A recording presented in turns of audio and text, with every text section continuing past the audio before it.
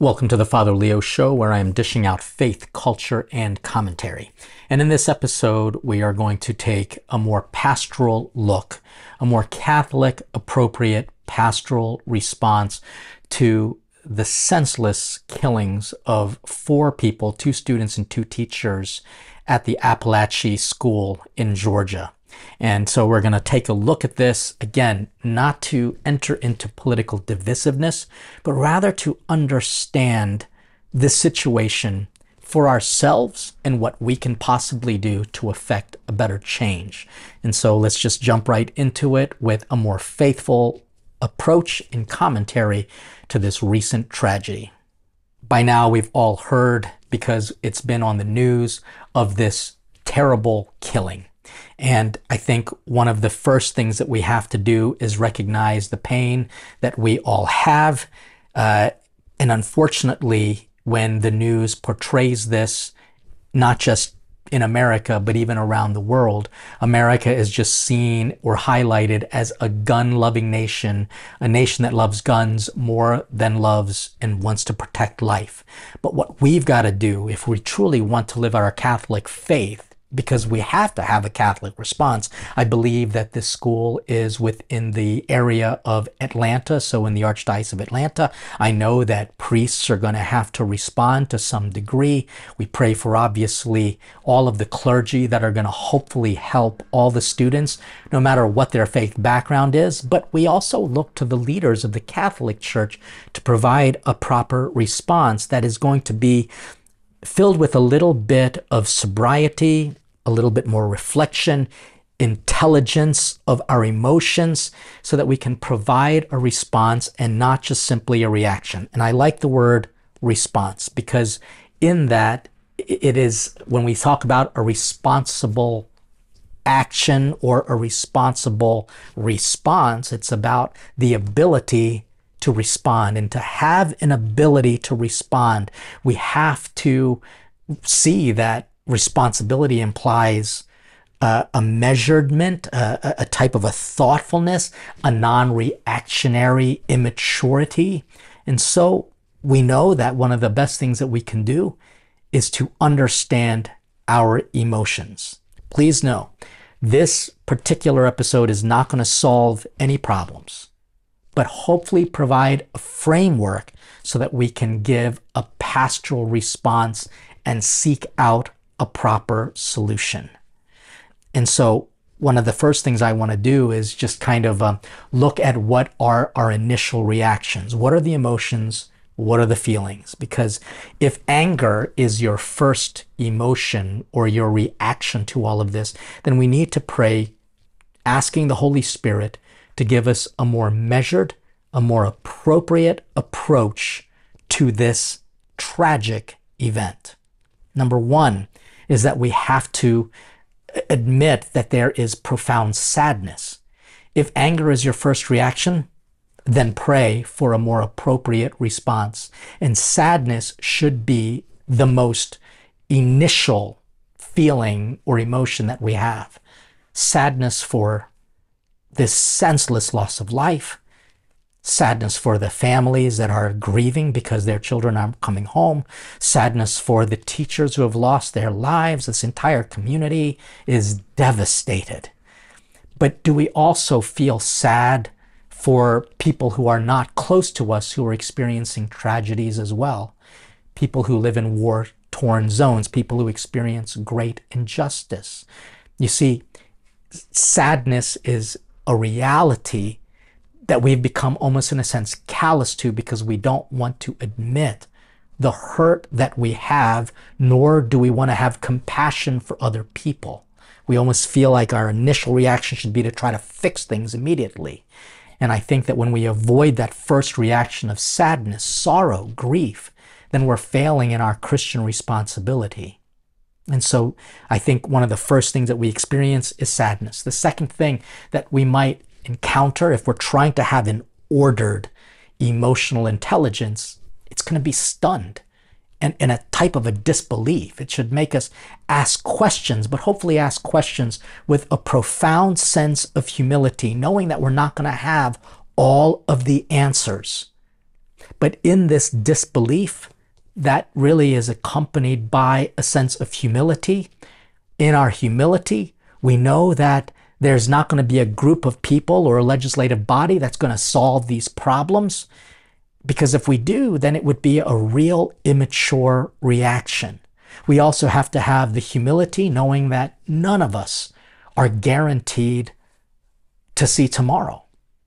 And so, again, this ordering of our emotions is needed.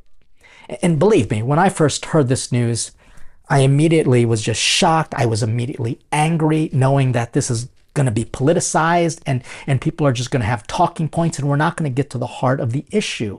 And that's why I wanted to make a video on this, knowing that this is not about controversy. This is really about a priest who cares that we try to look at this in a Catholic framework. So again, we have to have sadness. We have to realize that we're going to be asking a lot of questions, this sense of disbelief that hopefully comes with a level of humility. And if we are going to approach this humbly, then we have to enter into a time of quiet. And that's why most investigations around this, they're all saying, we don't have all the answers. We're trying to do our investigation, and we've got to, in a sense, be patient. This allows us time for a deeper sense of reflection. But let's also admit that in this, we're going to encounter great anger. But where is our anger directed to? I can tell you that the talking points are going to want to direct anger towards people who believe in gun rights, in the rights to hold, to have arms, which is obviously guaranteed in our Second Amendment. It's literally a right that Americans have.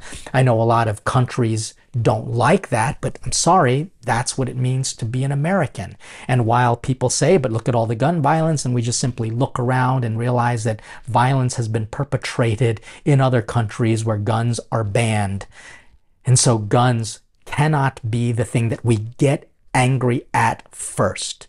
I think if we're looking at this in a Catholic response, the first entity that we get angry at is Satan. Let's rebuke the evil, because Satan has worked by promoting a culture of death.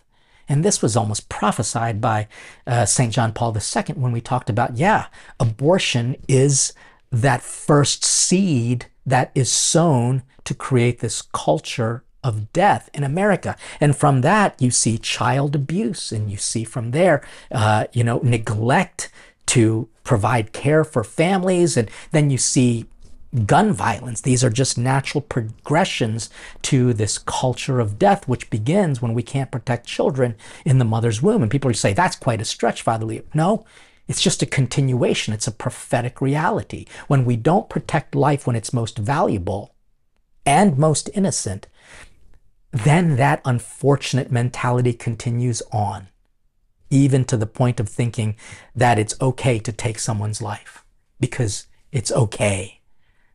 And so this idea of Satan should be the first entity that we blame. Evil is real, and it creates a culture of death. And when we don't have a profound respect for life, stuff like this happens. We should get angry at the culture that almost promotes violence. It creates a violent attitude in all of us, from the entertainment industry to popular music to video games to even just institutionalized violence against the dignity of human persons that even promotes killings in wars.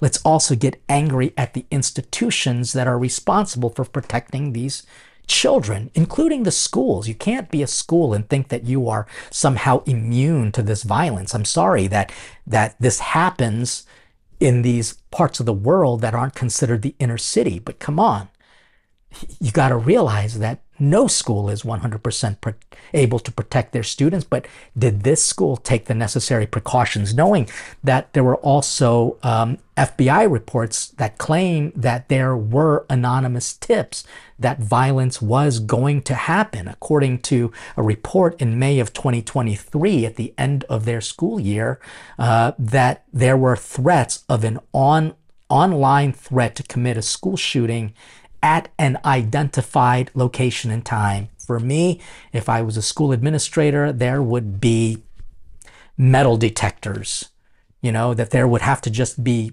searches, especially for, I mean, again, you might think, no, you're invading my privacy. No, but when you enter into a public building like that, in the same way TSA can check my bags, there's got to be some sort of measured approach. We got to get angry at that. Then we also have to get angry at the fact that mental illness is not taken seriously in America. It is just not. We, again, want to blame the guns. We want to blame the NRA. We want to blame the Second Amendment. But the fact is, mental illness is not being dealt with well. It's just not. And I know that there was a teacher that said, there's mental illness in other schools. Why isn't there violence as such? Well, it can't be just simply the fact that there is access to these guns, because again, that tragedy that happened in England at a school where there was supposed to be a Taylor Swift kind of celebration, and there was a young person who killed children with knives. And so that is not taking mental illness seriously. We just don't do it. That's why there are so many homeless people who are on the streets, generally from drug addictions, but that really came from a mental illness. Why aren't we taking it seriously? And it really goes to the fact that we have in all of us, a natural reaction due to a broken human nature that will even take a toy when we are children and kind of throw it at someone, or use a doll to hit something if we feel like we are somehow being threatened. But unfortunately, we also have to blame broken families, the institution of families that aren't taken seriously. From what I'm seeing, the father, Colin Gray, the father of Colt Gray, is now arrested because he, in a sense, provided his child with a gun. There were reports earlier that he had his hunting guns under lock and key, but now the stories are coming out that no, he gave his son a gun for, I don't know, as a gift.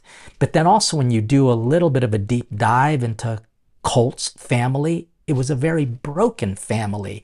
This was a kid that students claim they didn't even hear him talk. And when he did, it was just one word answer. So they don't even know what his voice sounded like.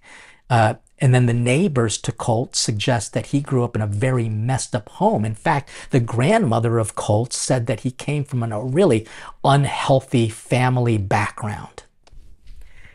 And yet we want to just blame the Second Amendment or blame guns only. Again, should there be common sensed gun laws? Well, we're going to jump into that. But I want to look at the things that we need to blame. Mental illness, which comes from a culture, which comes from broken families, because it's a lot easier to say that we're going to vote for someone who's going to solve all the problems than to take a real look at the situation. And in a way, we have to blame ourselves. Do we make people feel left out, like perhaps some of these students might have? And I'm not blaming the students, but because they're young, they kind of don't know what they're doing, and yet they're given the rights to have access to, again, I don't want to change the subject, but we're making kids grow up too soon. They have access to change their identity, leading to confusion, more mental illness. We're not taking this seriously.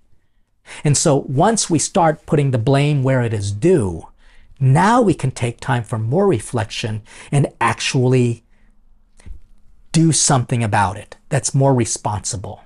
And so let me just highlight a few things that I've been able to discern that can help. Number one, do not make this a political discussion talking point. While there will be room for that now, the reaction of some politicians is honestly incredibly irresponsible and immature. They almost forget grief. They forget these processes, and they immediately want to pretend like they have a solution. And that's why you got to vote for them. I'm sorry. Let's not make this political at the outset. Because when politicians say they have the answers, I say to them, look, you've been in office for how long? How long have you been in office? And why haven't you done anything about it? This stuff happened under your care. Why haven't you done anything about it? To suggest that one person or one piece of legislation will solve all the problems doesn't take into account that criminals don't follow rules. And one example of that is in Colorado, which has a very strong, anti-gun, or at least a serious requirements for people to have guns. Well, guess what? There are apartment complexes that are being overrun by Venezuelan gangs who are seen on video with guns. Where do you think they got that? Do you think that they made an application? No. Again, criminals will always find ways to break the law. They will always find weapons to threaten the lives of others. That's why the Second Amendment was in place. We need to understand that the Second Amendment, as a constitutional right, provides innocent people the ability to bear arms in order to protect themselves. I mean, I was told that, kind of read somewhere that, they thought, why can't, communist China just simply take over America? Well, according to the officials, they said it's because even housewives have guns to protect their families and their property. In a way, if you were to go to the Vatican, you're going to see an image of Saint Christina, and she's held with a tiara as well as a big stick. And that big stick is not a violent weapon, but it was a way to say that this is authority. And again, authority can be abused or used as a way to protect. Like St. Paul with his sword. If you go out to the Piazza of St. Peter, you'll see him with his sword standing up as if to protect St. Peter's Basilica. Inside of St. Paul's, outside the wall, you'll see him with his sword down, because that weapon is also used to teach people. In the same way, a knife in the hands of a criminal, it can kill people. In the hands of a chef, it can create masterpiece, culinary art. And so we have to remember that if we think that one person or a legislative body or one law is going to take care of things, it's not taking into account reality. I mean, we hear about gun violence in the inner cities.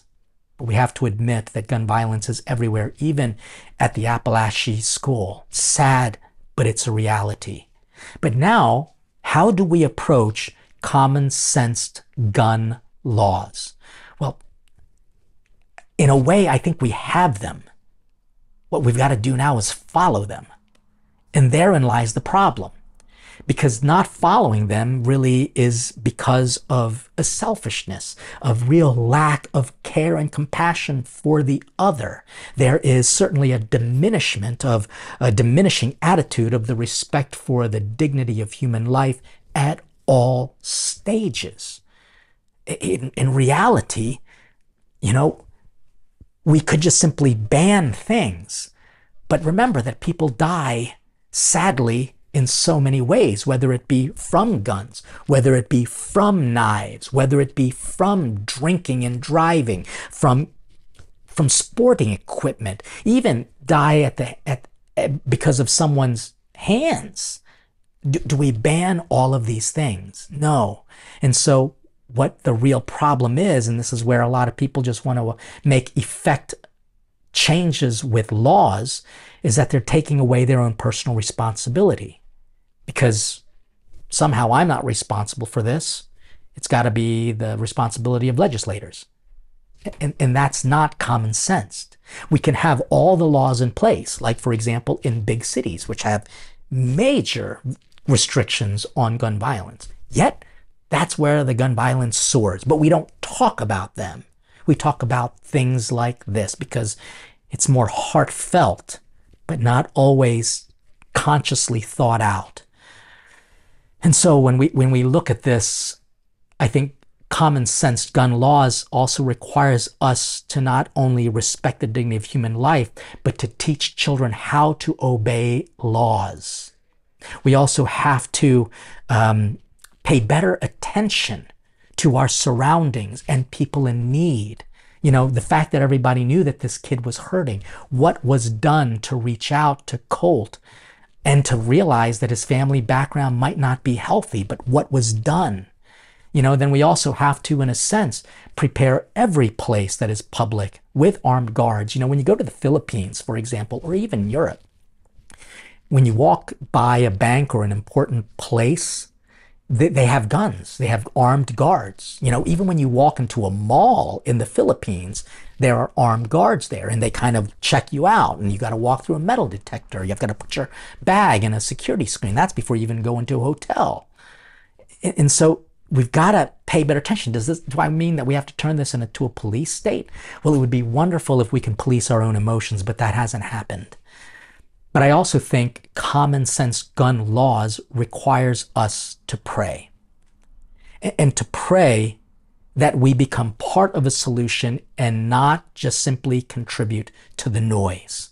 To say something only after you pray, like even now, talking about this, I was praying about what I need to say because I didn't want to make this political, but really a pastoral response. We also have to pray that we are prepared at all times. Like when I'm walking around the city of Rome, I know that there are pickpockets. It's just reality.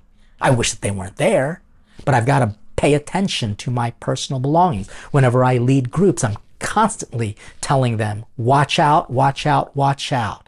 And it creates a little bit of a hypervigilance. It's only because right now we've got to realize that schools and children are vulnerable.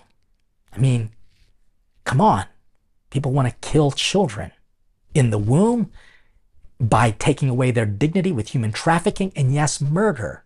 We've got to be hypervigilant. So let's pray to be prepared. Let's also pray to not be afraid of the tragedy, because it is a reality. There's never been a time in world history when tragedies don't occur. To think that we are not going to be victims of something bad is living a pipe dream and living in a false sense of utopia. Pray that we understand reality. We have to pray for the peace of families, especially families like Colt's family. Obviously, they're messed up. I mean, just reading a little bit about them, it is messed up. But we also have to pray for a healthy understanding of death. Because when we do, we can accompany that with a prayer for peace in our hearts.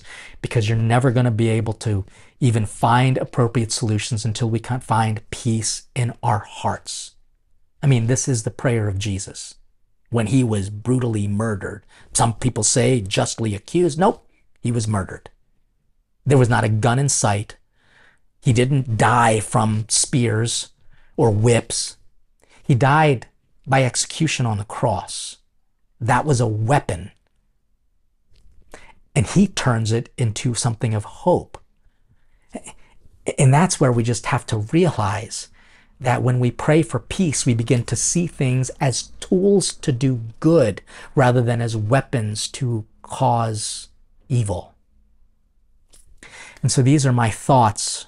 I want to pray for the Archdiocese of Atlanta and all of the clergy that are going to be involved in professional mental health professionals, and even the people in law enforcement who are kind of scrambling right now. But I also want to remember that there's a lot of evil happening in the world that we might not even pay attention to because it hasn't reached our news feeds. So we need to pray for more compassion in our hearts for violence at every level. But now in a special way, I just want to pray for the peaceful repose of the soul of these students. One's name is Christian Angulo, 14 years old. Mason Schermerhorn, 14 years old. The teachers, Richard Aspinwall and Christina Irami. May their souls rest in peace. May their families find consolation. May all of the emotions that their loved ones and communities are experiencing, may it be ordered in a holy way. Yes, take into account all the feelings, but so that they can eventually get to these levels where they can have peace in their hearts to move forward as best as they can, and that this community can experience peace. Again, I know this is a little different approach to my show, but the objective of the show is not to make people angry or more divided, but to try to provide the pastoral realities so that we can make this world a better place. Corny as it sounds, it's got to begin with this. So thank you for watching. Please let me know what your thoughts are. If you appreciated this video, give it a like, subscribe, share, offer your comments. Consider praying to support us in any way possible, but most importantly, trust in my prayers, my entire team's prayers for all of you. God bless you. Stay hungry for the good news and the hope of Jesus Christ.